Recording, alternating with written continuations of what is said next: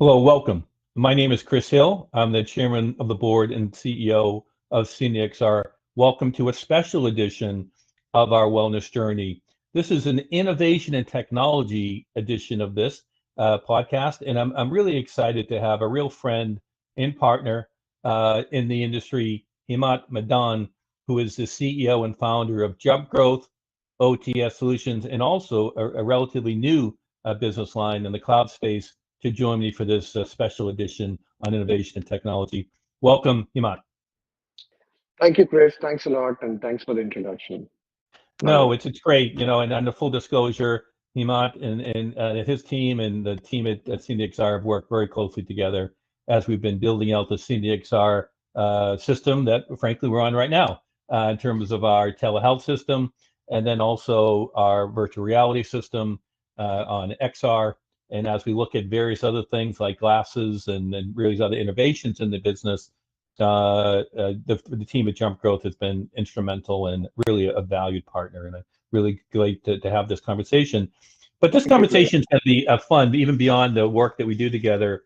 You might, and you and I have talked about this a little bit, and we thought we'd put together here as a podcast because we talked about the industry, talking about where the growth is, no pun intended with JumpGrowth, but where is the growth coming for overall technology solutions? I know that JumpGrowth has a lot of experience, not just in the medical technology space that CNXR plays in overall healthcare and pharma, but in the banking, financial services, logistics, and various other things.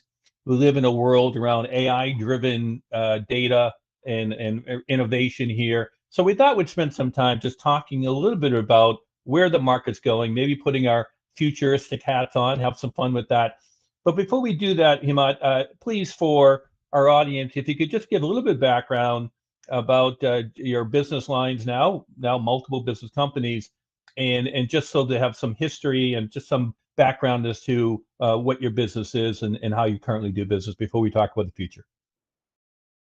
Thank you, Chris, and thanks for having me. It's been a real pleasure. I must say, it has been a great journey. I think we've worked together for pretty much almost like 3 to 4 years, and it has been a very adventurous and amazing journey. I love the visions the XR brings.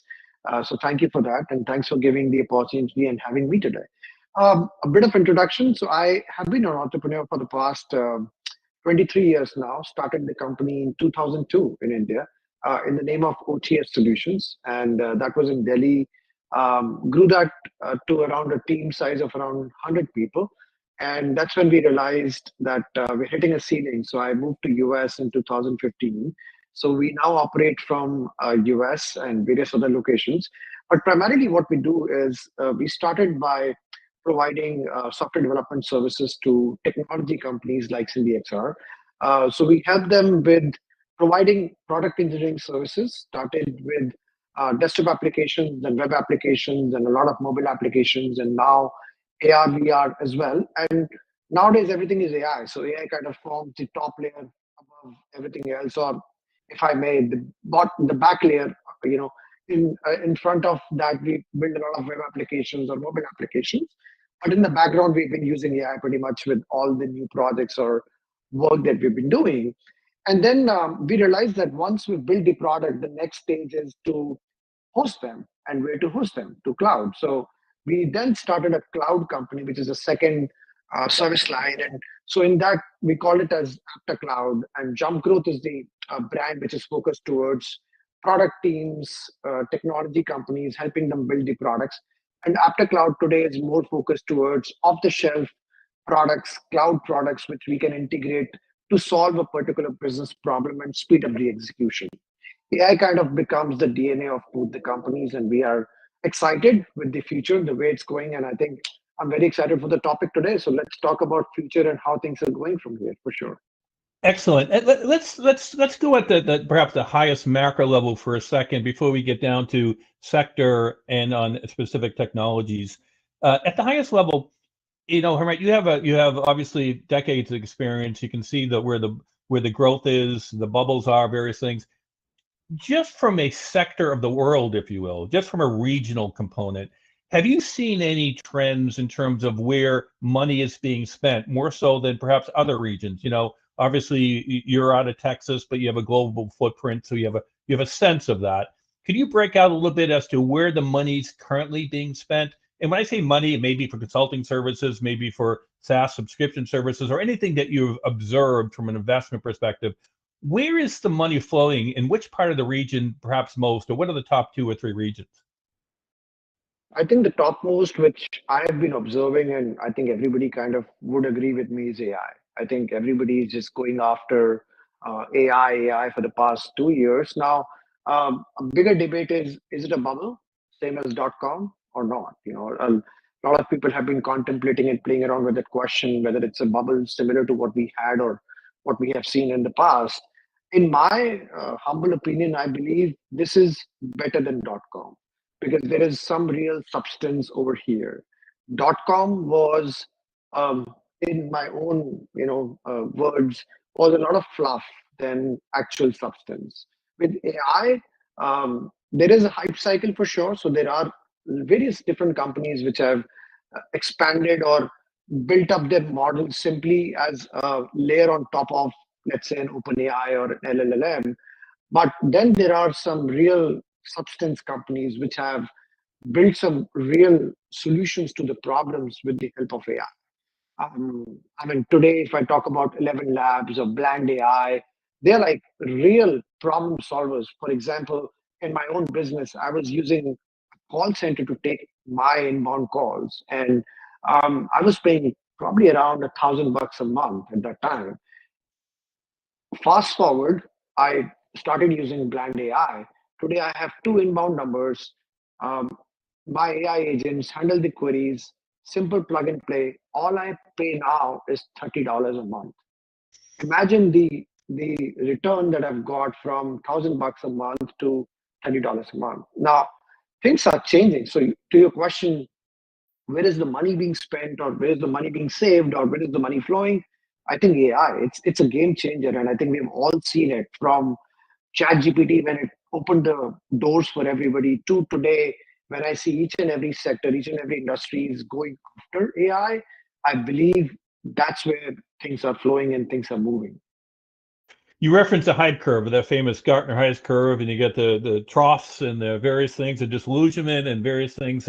It sounds like, and I agree with you, by the way, that this is sustainable. You're already seeing the return on even modest investment, and you feel that this is not sort of a hype cycle issue. It's really more about growing sustainability, and as it evolves, that this is not a bubble, or this is really something that, much like with the .com, as you say, although that there was a little bit of a burst at that point, clearly it's sustaining, and you think AI is at that level, if more, if not more. Yeah, yes, and I see. I honestly believe that there would definitely be some sort of a burst, but primarily that burst would happen, and I think the same thing happened with .com as well. There was all the fluff kind of went away, and in this hype cycle as well, the solutions or the things which are simple feature enhancements or simple top layer solutions on LLMs would slowly either fade away, maybe get acquired, or maybe just not existing after a few years.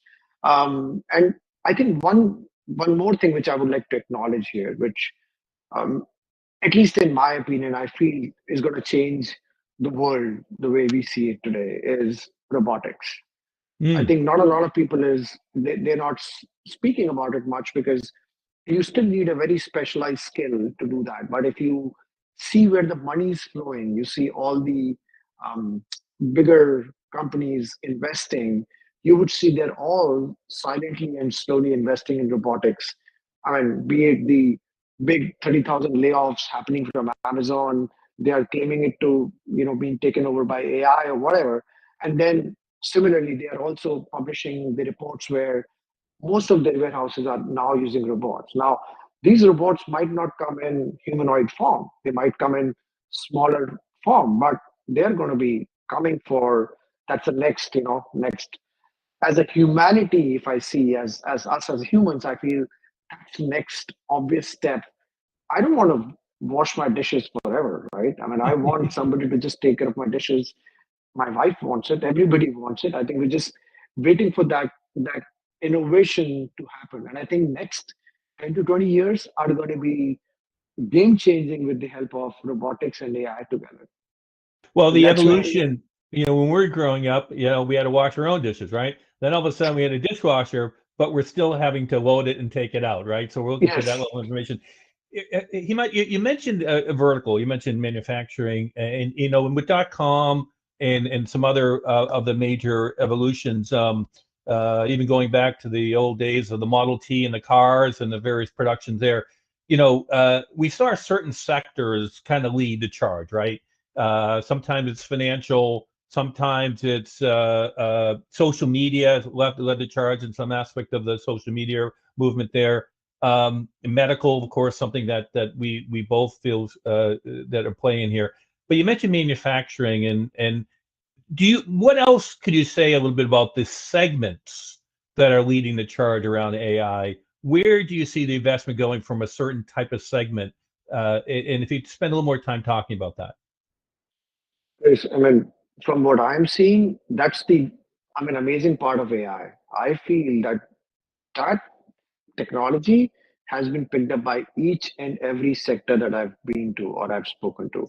You will Right. not believe, out of all the sectors, we have a client in oil and gas, and the they've got some amazing use case that we're building for them. They had more than 3,000 SOP documents, which their field workers had to refer to for every job or whatever job they were doing. Now, imagine going through those SOP documents and learning them or referring them whenever they need it. Now we've created a AI chatbot which already ingests all this information, and the field workers can now in the field, with the help of simple Wi-Fi or network connection, they can chat with these PDF documents which are already ingested in that in that technology. So to your question, I think it is literally going through each and every industry that I now talk to. I was speaking to a real estate play there. I mean, it was their co-working space around 12 locations. And they are using AI now to as a customer service, where their main key questions are: is it available, and when is it available? Those two key questions they have been literally manning each and every location for those two key questions. Now they are bringing on this AI customer service agent, which can, by the way, now do multi-model. They do, it can do voice, it can do chat, it can do whatever. I mean, the way they want to do it, and now they don't need to worry about a Sunday or whatever. Generally, all these co-working spaces they are not working on Sundays. They don't have manpower on Sundays. Now, with this AI agent, it is 24/7. People can just reach out to it whenever they want to ask those two simple questions. Is it available? When is it available? I spoke to the CEO, and he's like a good friend now. And this guy tells me it's a game changer for him. Game changer. And that's what I'm saying. Each and every industry that I've spoken to, one, this is probably the quickest adoption of technology we've all seen in the world. And forget the end industry. I can also talk about my own industry. Coding. We used to code with the help of humans. Now, 70% or at least 60% of our code is now generated with tools like Cursor AI or Replit. And you know, it, we had two options: either we oppose it or we embrace it, and we embraced it. I mean, today we give that advantage to our clients. We say, we can actually do more code in less number of time. So you pay us less money because we were charging time. Now we can start charging outcomes, and we can give you much better outcomes and much faster. So that's where we are all going. We are all going towards outcome driven consulting or outcome driven pricing, if I may. The rise of vibe coding, and not wasn't that long ago when a business or an industry would be, where the job became less attractive for whatever reason, and it was always this sort of, okay, learn to code. Well, it seems like we're at the point where learning to code and being a programmer isn't necessarily the surest way, although of course there'll be roles for that. Take us, Hemant, a little bit to the technology, behind the scenes of the technology then, without getting too technical.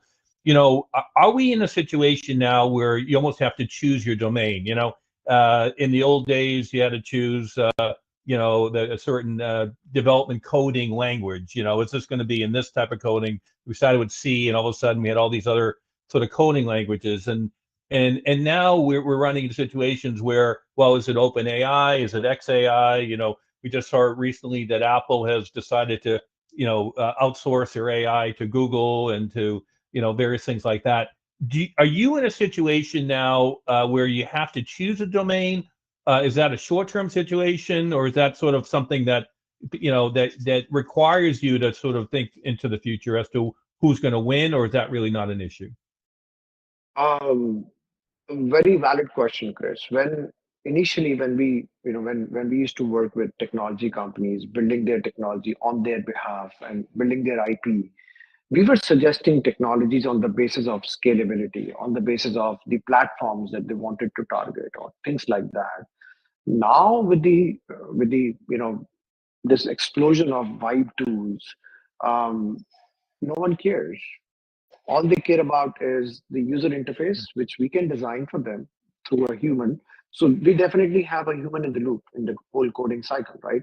So the human can design or work on the requirements, then from there design using UI UX tools, and they can be then given that final design can then be given to the vibe, and it can automatically be coded. Now people do not really care about that much. I would say there are, of course, there will always be people who would care what technology are using in developing, and you should. But I think that requirement of definitely knowing technology and choosing technology over X versus Y is slowly fading away. What is still there, that obviously has to be an intelligent choice. For example, let's say when we're working with a banking technology company, or an insurance technology company, or an insurance company, where there is even for instance a health company, where there is still a compliance involved, where there is um, the data has to be siloed from the external world, where there is a requirement of choosing classic technology, then we can probably use classic technology. We choose that by design, but the front end portion of it we can choose and build very quickly with Vibe. And right now, not a lot of Vibe tools can code in system languages like C++ or old classic languages. They can very easily do JavaScript and all the all the web and mobile technologies, but still classic technologies like Java, C++, all that is still not easily doable with Vibe. So uh, I think from depending on the use case, most of the work is now being done using Vibe, and does not really matter what technology are you choosing. There are some specialized cases which will continue to be a question of what technology you're choosing, and that we need to do in any case. It makes sense, and if I hear you right, Hemant, the end user certainly may not care about the technology platform. Maybe even the client that's paying you, it may not care. But it sounds like you, as a development organization, aren't making hard choices. You're not caring. You're not in a situation where you have to bet on one platform and hope that the other one doesn't take hold here. It sounds like you're pretty agnostic behind the scenes as well. Is that right? Is right. And see, again, it all depends on case to case basis, but we deal with a lot of MVP development where they have to roll out the product as soon as possible so that they can start getting the feedback from the market.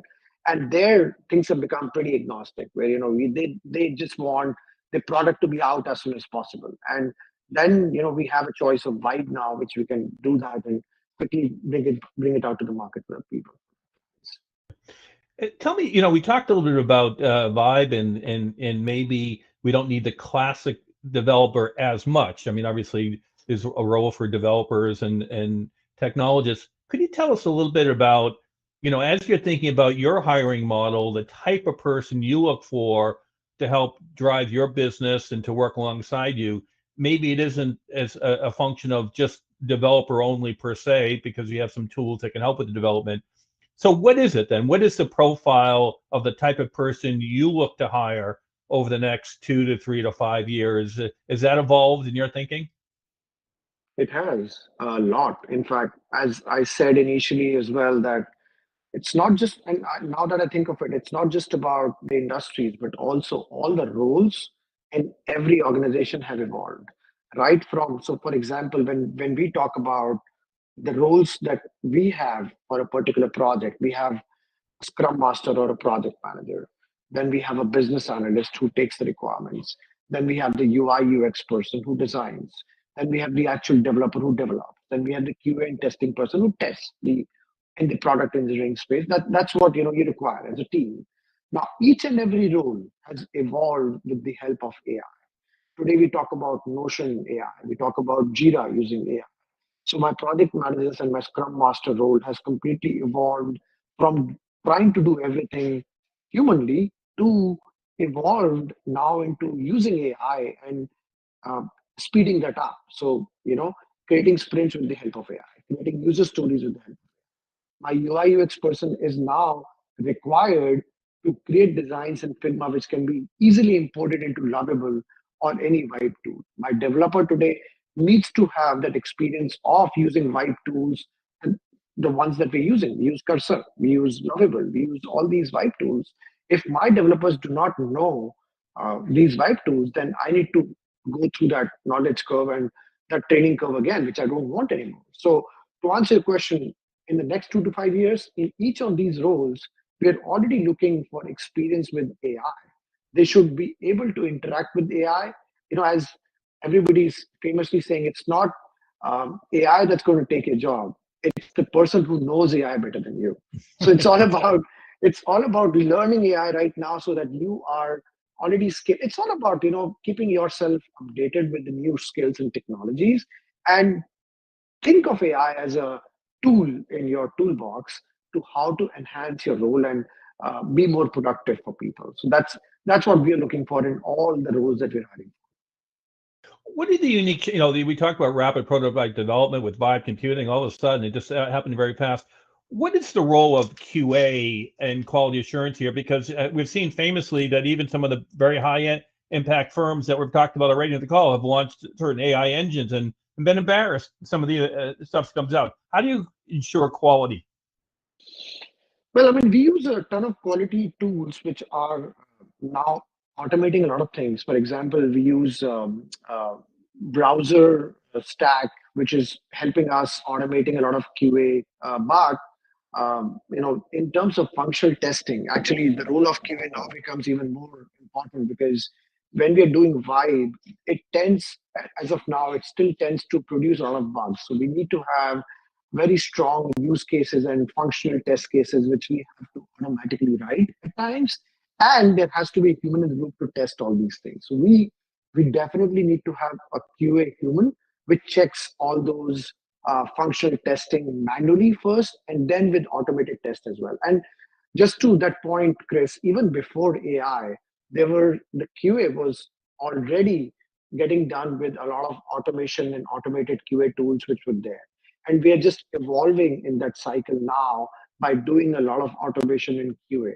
But to your point, a lot of companies which have got into embarrassing situations with bad QA, or they started with AI and then they moved back. I think that probably has to something to do with they completely removed humans from the loop. You we have to understand that we have not reached to that stage where we can remove humans completely from the loop. We still need to, like, for example, if I needed 10 FTEs for doing a job, probably now I would need three. But there's still a need of those three that would need to look at and supervise the, the execution by the AI.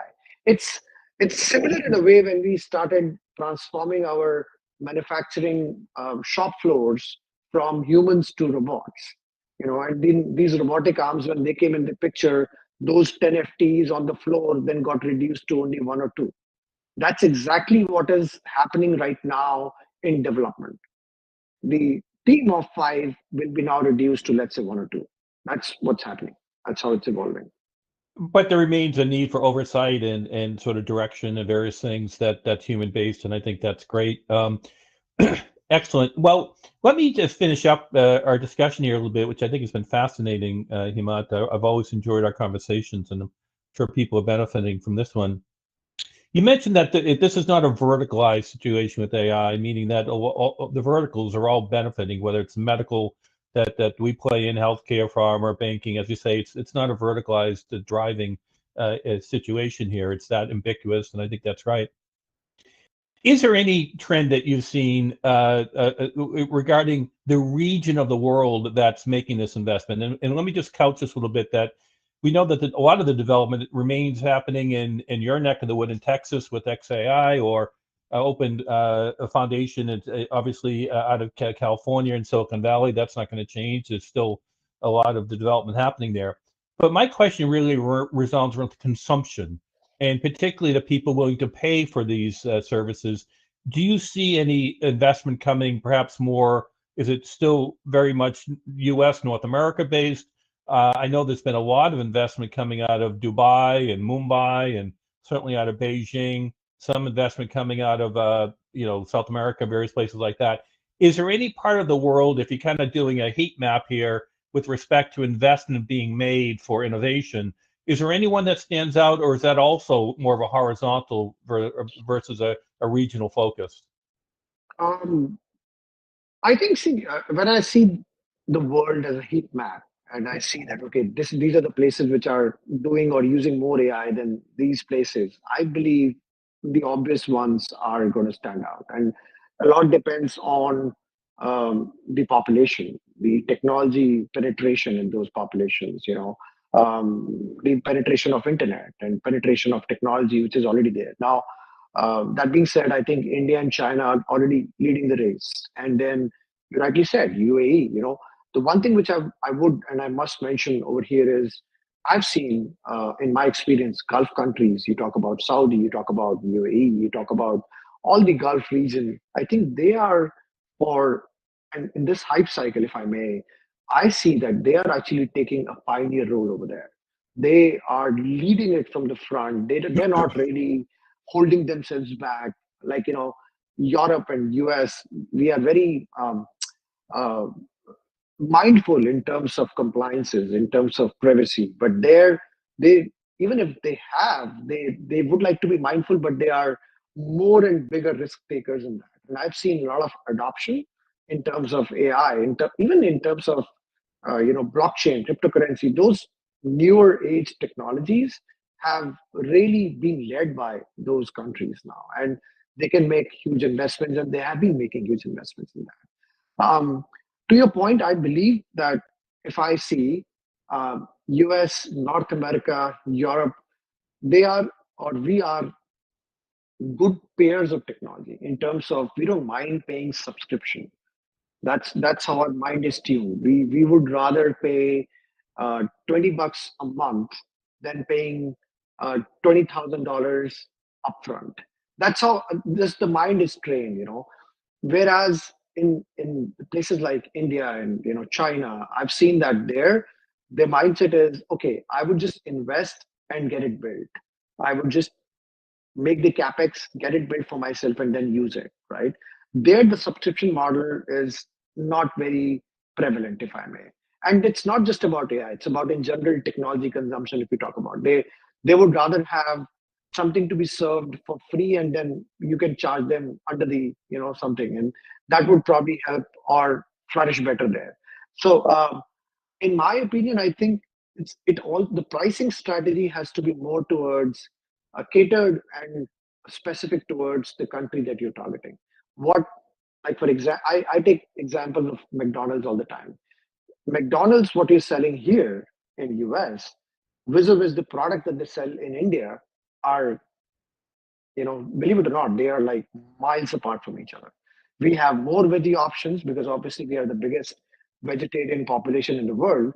Vis-a-vis, and here we don't have any veggie burgers in any of the McDonald's, and I hate it because I'm a vegetarian. But then that's the story. But then I find them pretty fascinating because they as a company, they evolved pretty nicely. And I mean, it's a story. KFC came to India or went to India before McDonald's, and believe it or not, KFC actually failed because they did not evolve. They were not serving vegetarian burgers or vegetarian meals over there. McDonald's, on the other hand, became very successful.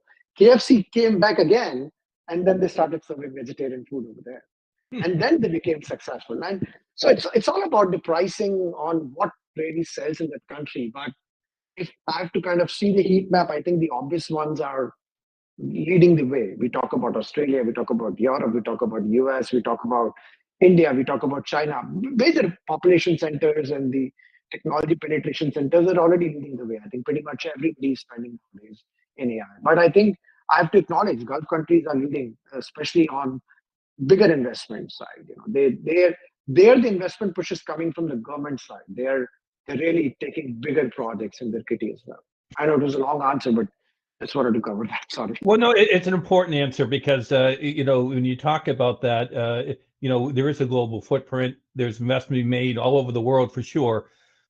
But we've also seen that, particularly coming out of places like the UAE, out of Riyadh, having the government, enabling the investment does a few things. One, investment happens, but B, the rules and regulations, the red tape, the restrictions and various things that you see, in particular in places like Europe. Let's be honest, it's harder to do business, and it matters regarding where people like you and your business and me and like my business focus. I know it's Index are.